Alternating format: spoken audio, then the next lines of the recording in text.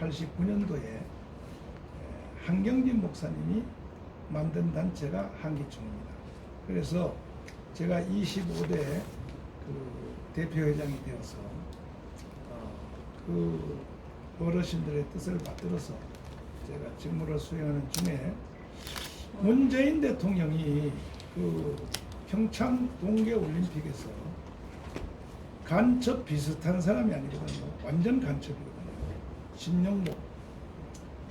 그 통역당 사건의 신영복은 이 문재인 정부 이후로 과거에 보안법에 의해서 재판을 받거나 이 간첩 혐의로 재판받은 것에 대해서 거의 재심을 지금 하고 있습니다. 그래서 많은 부분들이 뭐 고의적으로 북한에 갔다 온 사람들, 뭐 처벌받은 사람들, 이런 사람들이 다 무혐의가 되고 있으나 통역단 사건은요 100번 재판해도 간첩이에요. 그대로 간첩입니다 현재. 그런데 그 통역당의 그 간첩의 주사파의 대표인 신영복 선생을 내가 가장 존경하는 사상가라고 말을 하는 것은 그 세계적인 축제에서 꼭 그런 말을 올림픽에서 해야 되는가. 이것은 대한민국을 망신시키는, 한마디로 개망신시키는 사건이었다. 그러면 그것도 이제 그 우발적인 실수였었느냐. 저희들도 설교하다 보면 실수 많이 하거든요. 실수는 실수인 겁니다. 근데 아니죠. 보면 윤희상 그 서독에 갔을 때 윤희상의 묘지를 그 부인을 통하여 헌화를 했습니다. 간첩입니다. 그 서독간 윤희상은. 그리고 뭐 먼 시간도 아니고 이번 바로 그 6월 6일 날 현충일 때 거기에 이제 월남전에서 돌아가신 분들도 한 5,000명 됩니다. 그러나 대부분의 사람들은 6.25 전사자입니다. 그분들을 뒤에다가 딱 모셔놓고 그 김원복 때문에 사실은 죽었는데 김원복과 싸우다가 전사한 김원복은 그때의 그 해방 전후에서 광복군으로 활동한 것은 사실이지만은 우리나라 그 원호법에도 분명히 적에 이롭게 한 행위자는 그 원호 대상자 내지는 원로가 될 수 없다고 하는 것이 기록이 되어 있습니다.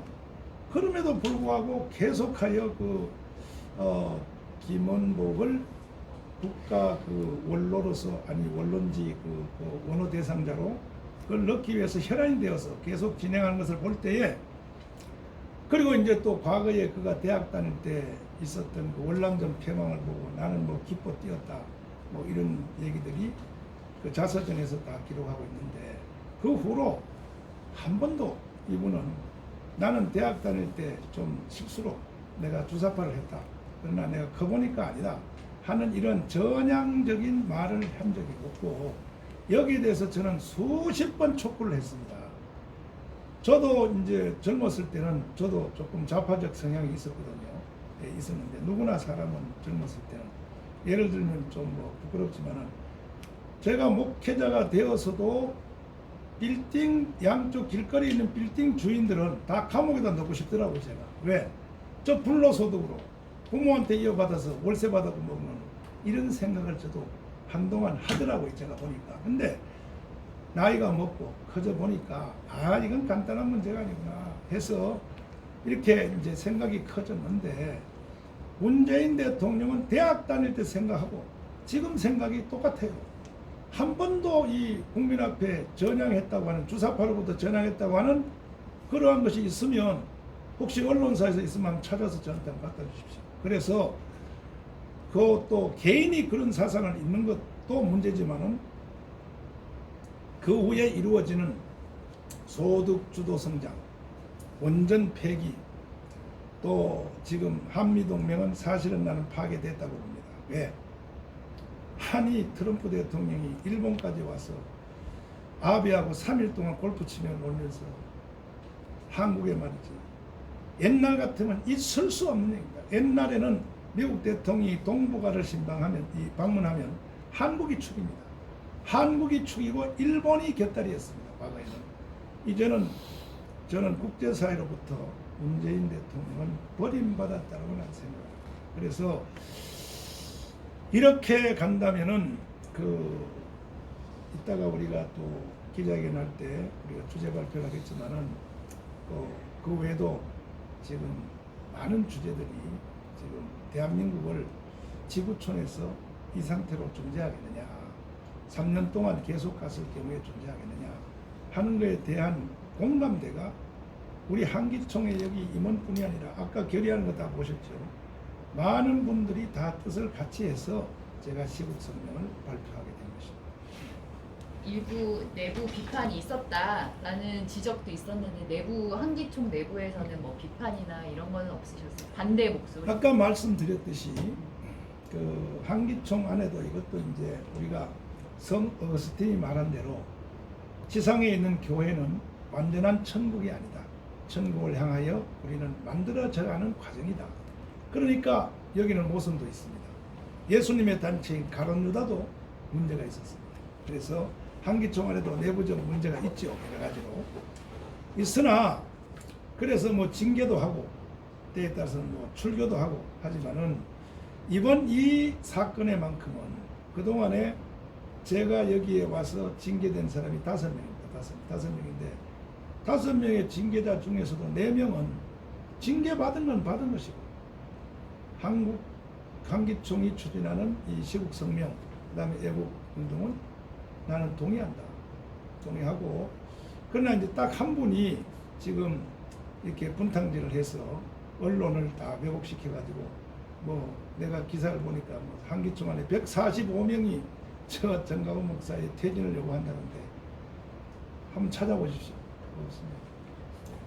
아까 말씀하신 징계하신 이유는 뭐 어떤 특별한 이유가 이유는 있을까요? 이제 두 가지인데 하나는 이제 좀 음주 문화.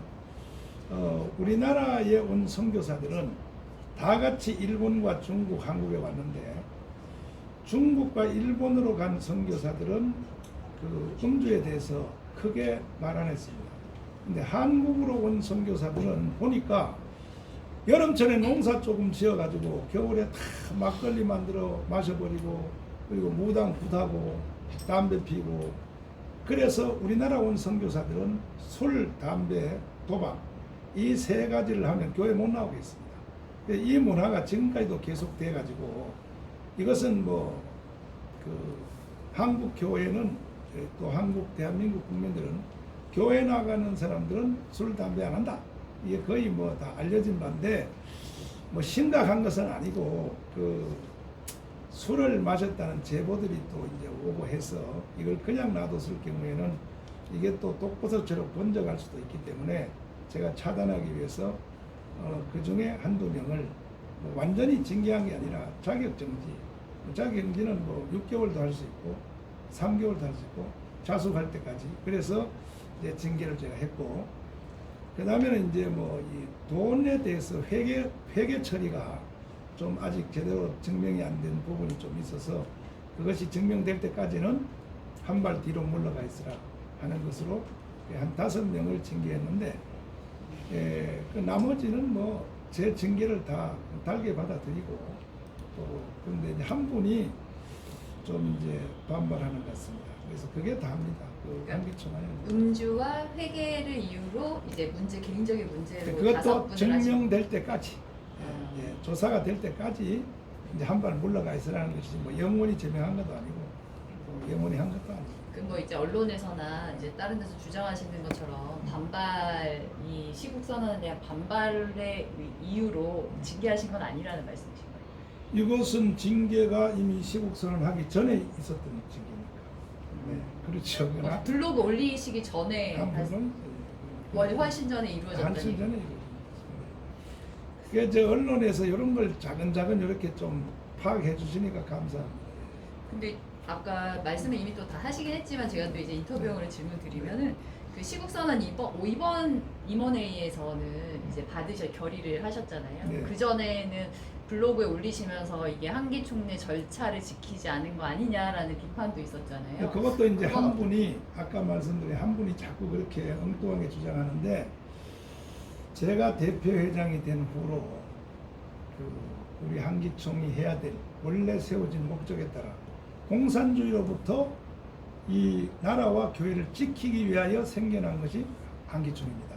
그래서 이 정신에 따라서 저는 시민운동, 애국운동도 하는 것에 대해서 포괄적인 것을 저한테 위임해 달라 그래서 제가 여러 차례 위임을 받았습니다. 받았는데도 불구하고 임원회 참석을 안 해서 그런지 알고도 고의적으로 그런지 정광훈 목사가 뭐 동의도 안 받고 일방적으로 한다고 하는데 절대 그렇지 않고 또 거기다가 사실과 전혀 다른 145명이 정광훈 목사 퇴진을 요구하고 있다. 한번 찾아와 주십시오. 그런 사람이 있다. 그래서 이러한 일들은 한 사람이 지금 그렇게 하고 있는데 그분도 저는 머지않아서 감정을 풀고 저는 회개하고 돌아올 줄로 저는 기도하고 있습니다. 아까 말씀하셨지만 네. 이게 정치적인 행보다라고 이제 말씀하신 분이 있어요. 근데 네. 아까 제가 다 옆에서 다 네, 네, 듣긴 네. 했는데 그 부분에 대한 비판에 대해서 어떻게 생각하십니까? 그분은요 신학을 크게 공부를 잘못한 것입니다. 아니 그게 아니죠. 언론에서나 그리고 이제 다른 분들께서 네. 한기총이 마찬가지입니다. 자. 회장님이 지금 전 세계 언론이요 교회가 정치하는 것에 대해서 뭐라고 하는 거 봤습니까? 미국 언론이나 다 없어요. 한국 언론만 이렇게 말을 해요. 그 이유는 일본 사람들 때문에 이렇게 된 거예요. 원래 정교 분리의 원칙은 토마스 제퍼슨이 만든 겁니다. 미국의 3대 대통령. 그분이 만들 때에 정교 분리를 만들 때는 교회가 정치하지 말라는 법이 전혀 아니었습니다. 만약에 그랬다면 미국 교회가 지금 정치를 안 해야죠. 또 구라파 교회가 정치 안 해야죠. 지금 보십시오. 미국 교회나 구라파 교회나 전 세계 교회가 예를 들어서 직접적으로 설교하다가 어느 당을 찍으세요. 이렇게는 안 하지만 먼저 짠 메가더 그 목사님 미국의 남침대교의 거대한 큰 교단의 목사님도 트럼프하고 먼저 번에 힐러리 선거할 때에 나는 트럼프를 지지한다. 공개적으로 설교할 때 하지 않습니까? 그거는 정교 분리의 원칙이 아닌 거예요. 우리 신학적으로 볼 때. 그리고 존 칼빈이 제네바 시장을 했다니까요. 존 칼빈이. 그다음 아브라함 카이퍼, 화란의 신학자. 신학 잘 모르시겠습니다만 그분이 화란의 총리를 18년을 했어요. 18년. 이와 같은 여러 가지 이제 우리가 신구약 성경으로 볼 때에 또 근래에 그로뎀이라고 하는 성경과 정치라고 책을 620페이지 썼는데 지금 제가 번역하고 있습니다. 그분들 말할 것도 없습니다. 그래서 한국이 오해하고 있는 교회가 정치적 반환을 한다. 그러면 정교분리의 원칙을 한다. 이걸 민주당에서도 막 저를 그렇게 공격하고 하는데 좀 죄송한 말씀이지만은 공부 좀 해야 될 것 같습니다. 정치권이나 언론에서. 그러니까 세계를 좀 봐야죠. 이렇게 넓게 세계를 보시면 이런 오해의 소지는 없을 것이라고 생각합니다. 아까 말씀하신 교회는 정치하는 단체라고 말씀을 그렇습니다. 왜냐하면은 꼭 정치가 목적이 아니지만 결과론적으로 볼 때에 물론 우리는 구원받고 복음을 전하는 게 첫 번째인데 그러나 복음을 전하기 위해서 사회적 활동에 대해서는 2000년 인류사가 다 교회 정치 역사예요. 보시면 아니 보십시오. 미국의 대통령들이 대통령 취임할 때 성경을 놓고 선서하지 않습니까? 성경을 놓고. 그리고 유럽 구라파도 마찬가지입니다. 지금도 독일의 기사단, 기민당, 그 대표들이 다 그게 이제 기독교란 이름을 걸고 정당을 하지 않습니까? 정당을 기사당 많이 들어보셨죠? 기민당. 그리고 이것은 전 세계가 다 그렇습니다. 심지어 러시아까지, 북유럽까지. 근데 이 한국만 사실은 이게 오해가 돼서 이승만 대통령이 이제 45년도 10월 16일 날 들어보니까 교회는 정치하면 안 된다. 이렇게 일본 사람이 가르치는 걸 보고 깜짝 놀랐어. 누가 이거 가르쳤습니까? 일본 사람이 가르쳤다. 왜? 독립운동 못하게 하는 독립운동. 그래서 이승만 대통령은 그거는 일본 놈들이 사기친 거야. 그래서 많은 목회자들에게 국회의원 출마를 해달라. 특별히 아까 제가 한기총을 만드신 한경림 목사님한테 가서 목회도 중요하지만 국회의원 출마를 해달라는 말이야. 그다음 뭐 전라도 광주에 있는 정기호 목사님 등등을 해서 우리나라의 50선거 최초의 선거는 많은 목회자와 장로님들이 당선이 됐습니다. 약 60% 가까이 기독교인들이 당선이 되었고, 그 중에 이제 종로구에서 당선된 이윤영 목사님이 목사님으로 당선이 돼가지고, 그래서 이제 처음 재헌국회, 처음 국회가 이루어진 겁니다. 이루어질 때에 이승만 의장이 이와 같이 좋은 날, 36년 없었던 나라를 회복하고 국가를 세우는 마감에 이게 어떻게 사람의 힘으로 됐겠느냐, 하나님의 은혜로 된 것이 아니냐. 여기 목사님 안 계시냐? 손들이가 나오셔서 기도하고 시작합시다 해서 이게 우리나라 국회 그 속기록의 제1호입니다. 그 이인영 목사님의 기도가 우리나라 국회에서 기도하고 시작한 거예요. 이게 정교분례 원칙에 어긋나는 게 아니거든요. 네. 목사님 그러면 아니 이제 회장님 그러면 이제 아까 말씀하신 기독자유당에 후원하시고 계시잖아요. 후원하셔 그렇죠. 네. 사실 지금도 하고 계시나요? 뭐 이제는 고영일 그 변호사님한테 네. 저는 기독자유당 너무 내가 짐이 무거워서 전체를 다 넘겼습니다. 넘겨가지고 이제 그분이 전체를 다 끌고 가고, 그러나 이제 한기총은 그 기독자유당이 성공되기 위해서 기도도 할 뿐 아니라 선거법에 저촉되지 않는 법을 지키는 한도 내에서는 먼저도 그렇게 해왔어요. 제가 대표회장 말고 여기도 이영훈 목사님이 대표회장 할 때도 아예 그 공식적인 MOU를 다 작성해서 해왔고, 또 이영훈 목사님과 장경동 목사님이라고 아시죠? 네? 근데 그분들은 선거 방송 있죠. 그 선거 기간 중에 KBS, MBC에서 하는 그 5분 동안 하는 거 있죠. 연설자로 직접 연설을 했습니다. 네. 그렇게 해야죠.